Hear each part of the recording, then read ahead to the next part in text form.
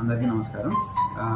నిన్న సాయంకాలం నుండి కొన్ని ఎలక్ట్రానిక్ మీడియా మరియు మీడియాలో ఒక ఇష్యూ వైరల్ అవుతూ ఉంది మున్సిపల్ కార్పొరేషన్ బంగ్లా సంబంధించి.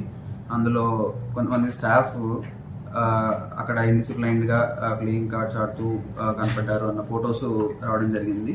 అది నిన్న నైట్ నా దృష్టికి వచ్చింది. వచ్చిన వెంటనే ఇమీడియట్గా స్టాఫ్ తోటి ఎవరైతే అక్కడ ఉన్నారో వాళ్ళతోటి మాట్లాడడం జరిగింది.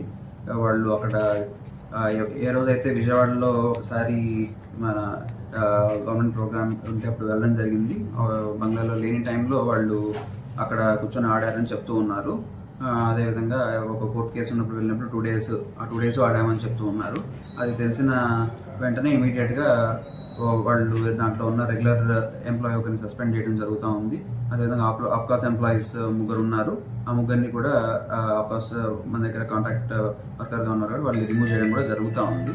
ఇటువంటి ఇండిసిప్లైన్ చేసే యాక్టివిటీస్ ఏదైతే ఇన్స్టిట్యూషన్ యొక్క గౌరవాన్ని తగ్గించేవి, అదేవిధంగా ఎంతోమంది సిన్సియర్గా చేస్తున్న వాళ్ళ యొక్క మారల్ని దెబ్బతినేలాగా చేసే ఈ యాక్టివిటీస్ ఎటువంటివి చేసినా సరే ఇమీడియట్గా యాక్షన్ ఉంటుంది అని తప్పకుండా మెసేజ్ వెళ్ళాలని కోరుకుంటున్నాము.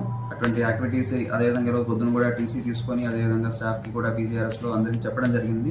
ఎటువంటి ఇండిసిప్లిన్ యాక్టివిటీ ఉన్నా సరే ఇమీడియట్గా స్ట్రిక్ట్గా యాక్షన్ ఉంటుంది అని అది అందరికీ మెసేజ్ కన్వే చేయడం జరిగింది.